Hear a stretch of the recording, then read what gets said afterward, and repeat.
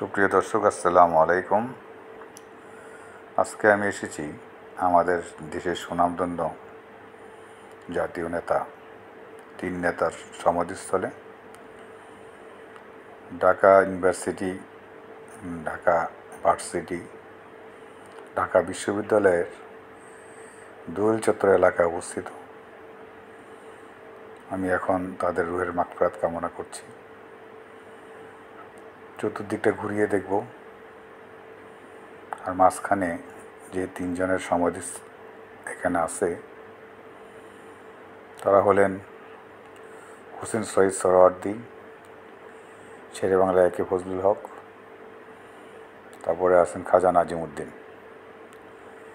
তো বন্ধুরা, ভিডিওটা ভালো লাগলে অবশ্যই লাইক শেয়ার করবেন, আর কেমন লাগলো জানাবেন। ভালো থাকবেন। নতুন কোনো ভিডিও নিয়ে আসার প্রত্যাশায়। আল্লাহ হাফেজ।